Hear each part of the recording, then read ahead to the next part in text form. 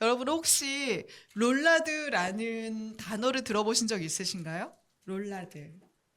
롤라드는요, 14세기에 영국에서 존 위클리프의 제자들을 부르던 이름입니다.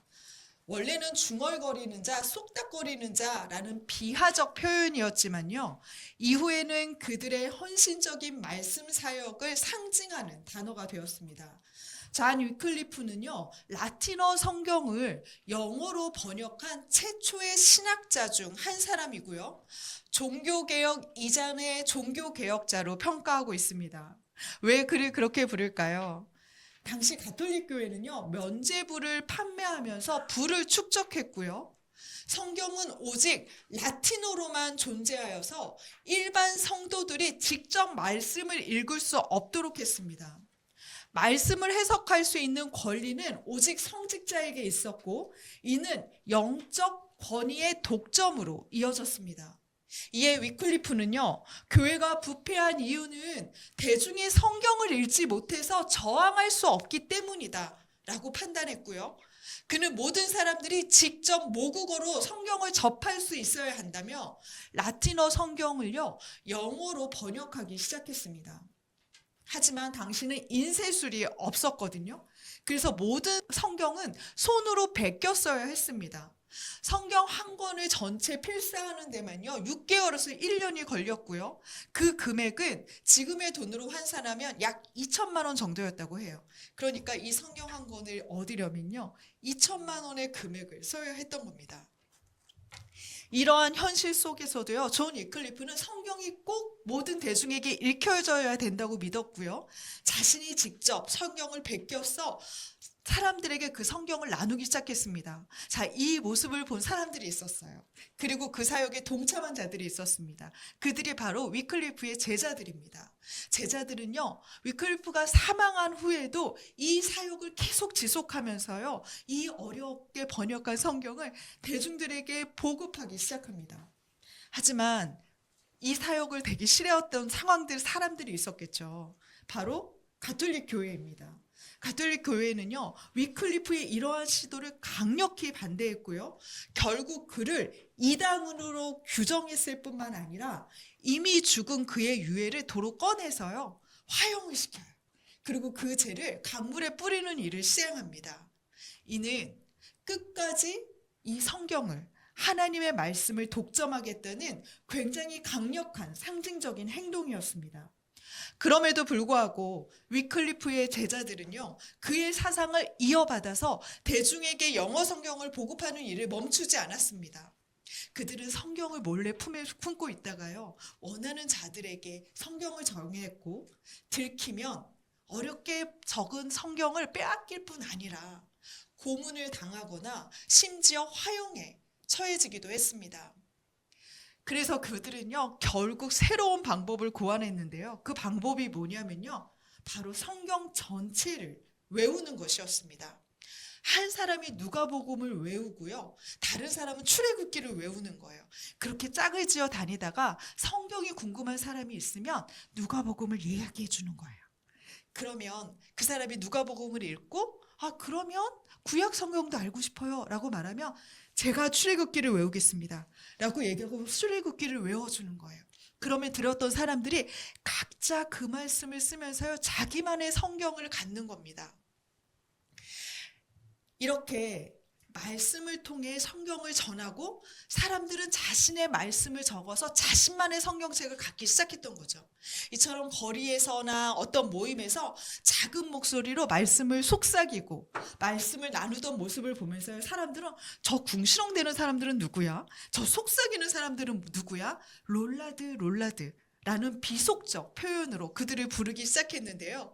이 단어는 오히려 나중에 그들의 헌신을 뜻하게 되고, 사람들은 그들을 The Book, 성경이 된 사람들이라고 부르게 됩니다.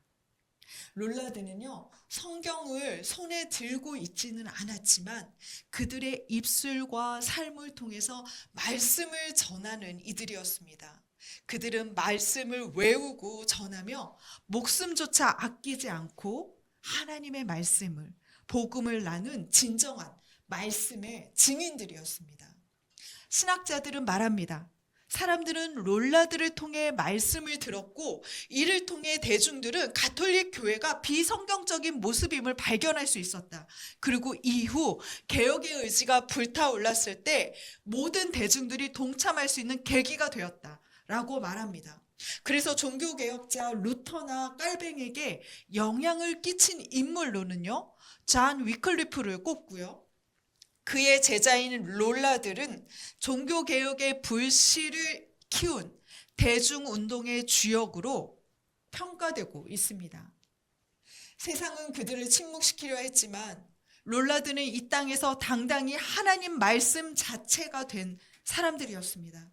그들이 있는 자리마다 하나님이 보였고 구원이 보였고 진리가 보였습니다. 그런데요, 단지 이 롤라드는요, 위클리프의 제자들, 위클리프가 창시한 것들, 그들의 몫은 아닌 것 같습니다. 오늘 성경에는요, 롤라드, 하나님의 뜻을, 그 말씀을 세상에 보여주는 것이 하나님의 뜻이자 그를 따르는 우리 모두의 사명임을 알게 됩니다. 오늘 본문 속 모세는요, 드디어 애굽에 도착합니다. 등 떠밀듯 자신을 재촉하셨던 하나님이요, 길에서 한 숙소에서 자신을 죽이려 하셨습니다. 이 사건으로요, 십보로와 아들은 함께 모세와 여정을 이어가지 못했고요, 모세 혼자 터덜터덜 광야를 걸어 애굽을 향해야 했습니다. 그러니 그 마음이 어땠을까요?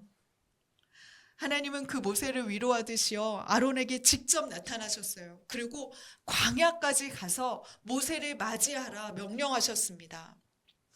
그렇게 아론은 광야에서 지친 모세를 끌어안았고요, 그의 귀향을 환영하는 기쁨의 입맞춤을 나누었습니다.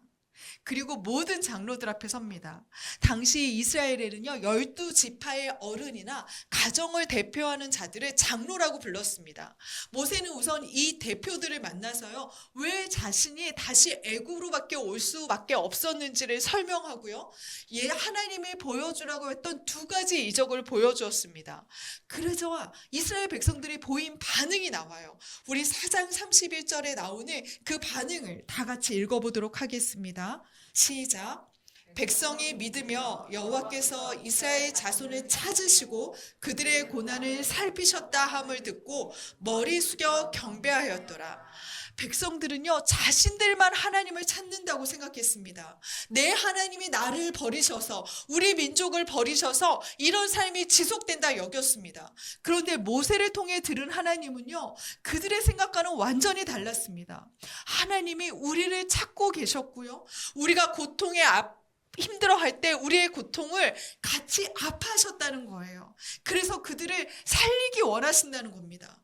모세는 이 말을 백성들에게 전했어요. 그러자 백성들이 보인 반응이요, 그 말을 모두 믿었다는 겁니다. 이 앞서 있는 믿었다는 표현은요, 우리가 기도하고 나서 아멘, 당신이 응답할 줄 믿습니다, 당신의 말씀은 참으로 옳습니다 말하는 그 아멘이라는 원어를 가지고 있어요. 조금도 의심하지 않았다는 겁니다. 그리고 그들은 경배합니다. 경배는 어떤 의미냐면요, 자기의 무릎을 꿇어서요, 머리를 땅에 대었다는 의미예요. 하나님, 우리를 출애굽하시겠다고요? 구원하시겠다고요? 감히 그 뜻에 우리가 순종하겠습니다. 아멘입니다 라고 백성들이 반응한 거예요. 그런 백성들의 지지를 받았으니 모세가 얼마나 힘이 났겠습니까? 모세는요, 아론과 함께 바로 앞에 담대히 섭니다. 그리고 그들에게 하나님의 말씀을 전하는데요, 그 말씀은 이렇습니다. 내 백성을 보내라. 내 백성이 광야에서 나를 만날 것이다. 만약 네가 내 백성을 보내지 않는다면 나는 너를 칠 것이야. 그리고 내 백성 중에 누군가 머뭇거려서 나가기를 싫어한다면 나는 그들도 칠 것이다. 이것이 바로 모세가 바로에게 전한 메시지였습니다. 모세의 이 문장에는요, 굉장히 중요한 신학적 의미가 담겨 있는데요, 우선 이스라엘이 애굽 왕 바로의 백성이 아니라 여호와의 백성이라는 겁니다. 특별히 3절을 보면요, 히브리인들의 하나님이라는 표현이 나와 있어요. 자, 당시에 애굽에는요, 피라미드와 같은 계급이 있었어요. 신분의 계층이 있었습니다. 자, 바로 왕은 제일 위에 신분에 있었고요. 히브리인들은 그 피라미드 가장 밑바닥의 신분, 가장 힘없는 노예 계층의 신분이었습니다. 여러분, 인간은 모두 우월한 자의 신을 숭배하고 싶어 합니다. 그들이 믿는 것을 믿고요. 그들이 바라는 것을 바라고요. 그들이 행동하는 것, 먹는 것, 그것을 카피하고자 하는 것이 인간의 욕구입니다. 그 우월한 자, 그 가장 높은 곳에 바로가 있었습니다. 자신이야말로 신의 아들이었고요. 자신이 부리는 모든 신하들은 이 신들의 제사장이었습니다. 자기는 그렇게 월등한 이예요. 그런데 히브리인, 자신이 노예로 부리는 그 히브리인들의 하나님이라뇨. 그것도 원어로 보면요, 엘로힘, 전능한 하나님이라고 소개하는 겁니다.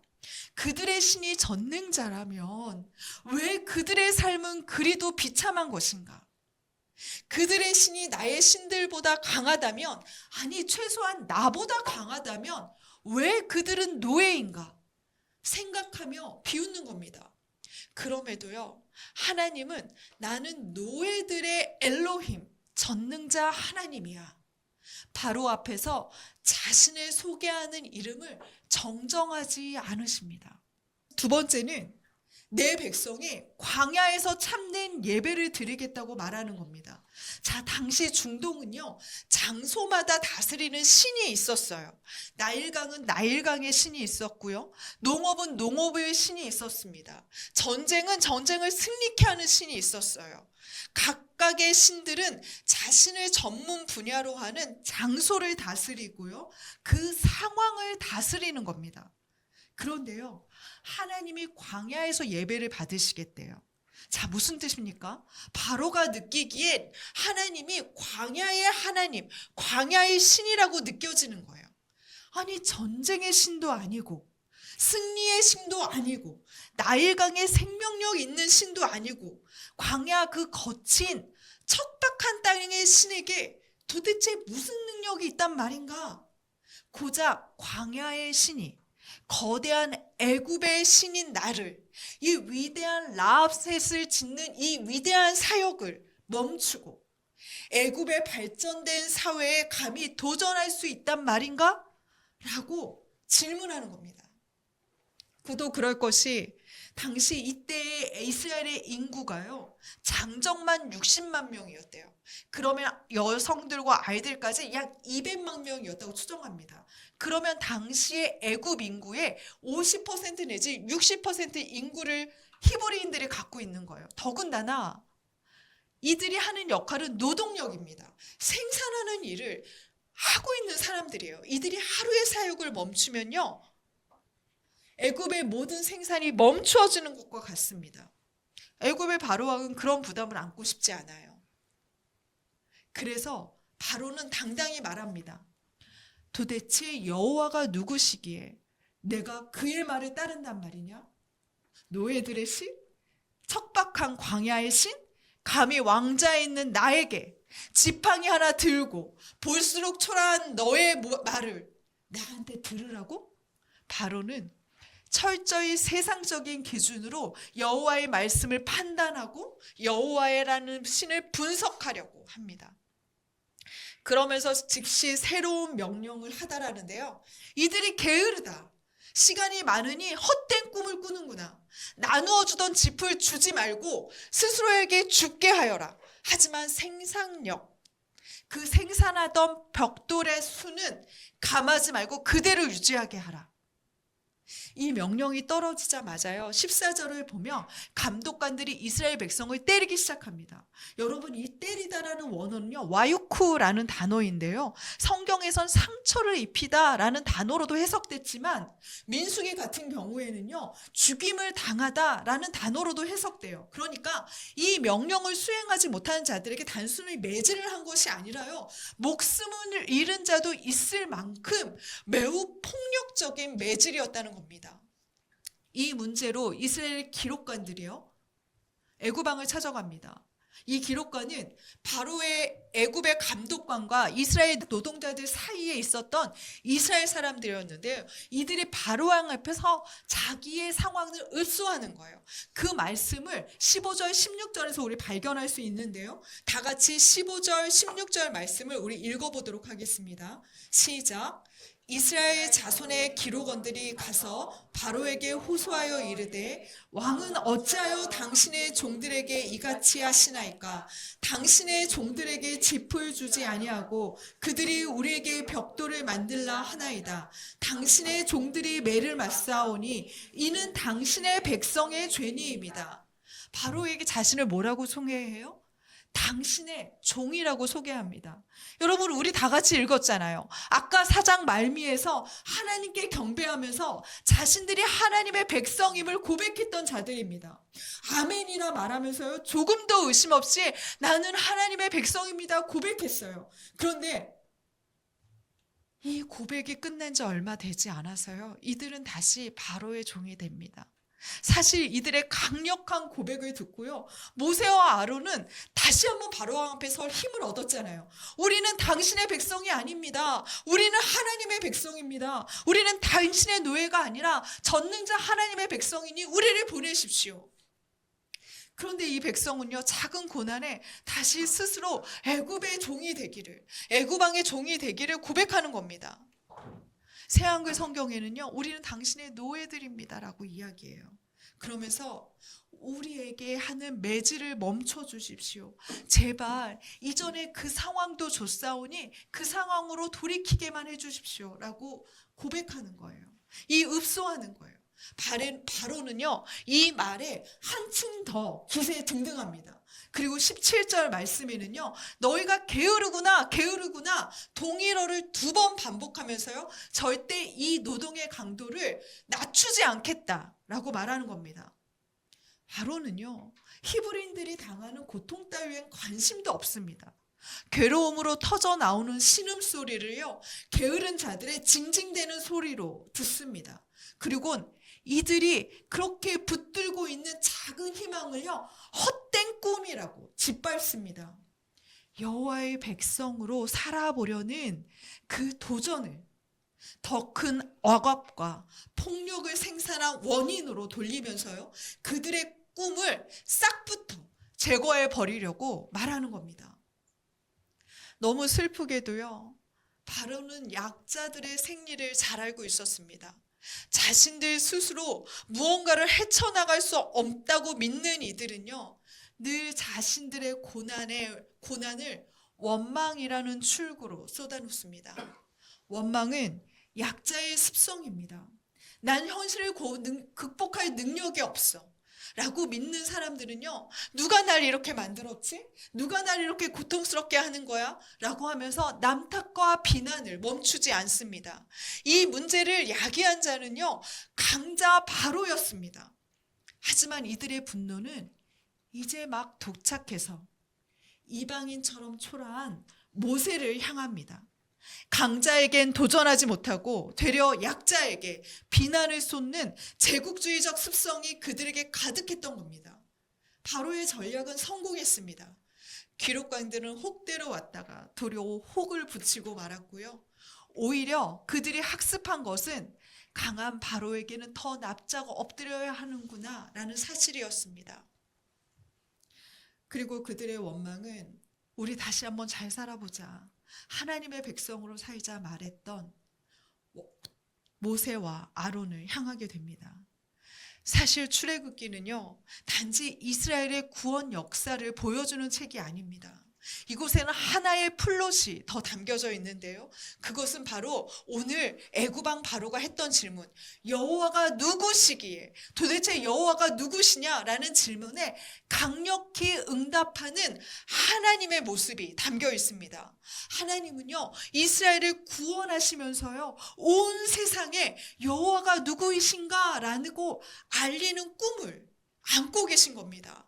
말씀을 모르는 이들에게, 하나님을 모르는 이들에게 이스라엘을 통해서 온 세상의 전능자가 누구인지, 여호와 하나님이, 엘로힘 하나님이 어떤 하나님인지 보여주고자 하는 강한 꿈을 갖고 계신 겁니다. 하나님의 이 꿈은요, 결국 성취됩니다. 바로왕뿐 아니라요, 애굽 백성들도요, 또한 지금 아직도 여호와를 모르는 이스라엘 백성들도요, 그리고 여호수아서에 보면 그 여리고성에 있었던 기생 라하벳까지 여호와가 누구이신지 밝히 드러내고 계십니다. 하나님은 우리 삶을 구원하실 뿐만 아니라요, 세상과 그리고 나 자신에게도 여호와가 누구신지 계속 알려주고 계십니다. 저는요, 제가 살아오는 동안 얼마나 자주 실패했는지 모릅니다. 때로는 억울했고요, 때로는 수치스러웠고요, 때로는 무기력했고요, 때로는 원망하고 분노했습니다. 그런데 그 실패의 순간, 실패하지 않은 단 한 가지가 있었습니다. 그것이 바로 하나님이 어떤 분인지 제가 알게 되었다는 겁니다. 때로는 제 주위 사람들에게 나를 봐, 하나님 이런 분이야 라고 보여주었고요, 때로는 기도하고 경배하면서도 여전히 하나님을 모르는 저에게 하나님 자신을 드러내 주셨습니다. 저는 이 모든 과정을 통해서요, 여호와가 누구이시냐라는 이 질문에 답을 찾았고, 그렇게 저의 성공뿐 아니라 실패까지 저는 이 모든 답을 얻는 성공을 거둘 수 있었습니다. 지난주 한 목사님이요, 리조이스 교회에 오셨어요. 그리고 저와 이런저런 얘기를 나누면서요, 자신의 두려움에 대해 이야기했습니다. 그럼 저에게 이렇게 질문했어요. 목사님, 개척이 실패할까 봐 두렵지 않으세요? 모든 것을 잃어버리고 사람들이 비난할까 봐 두렵지 않으세요? 어떻게 이 일을 이렇게 시작하셨어요?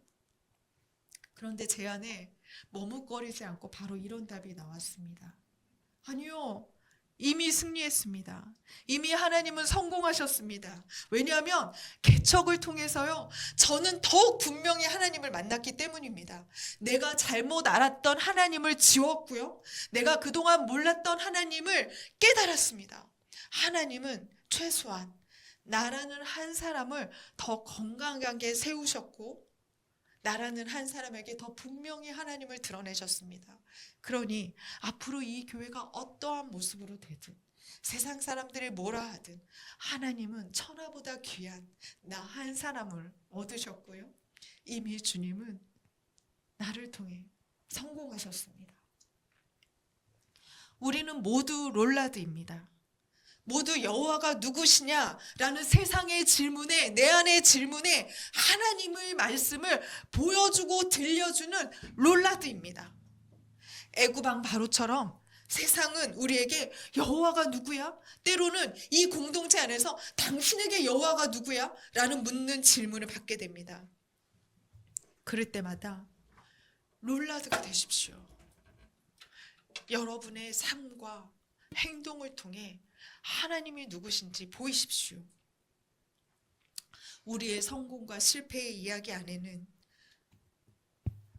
모두 하나님을 깨닫게 하는 하나님의 플롯이 들어있습니다.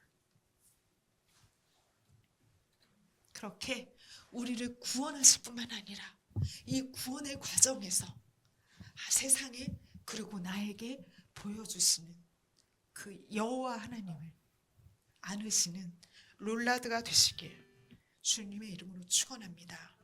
하나님은 여러분 때문에 결코 실패하지 않으실 겁니다.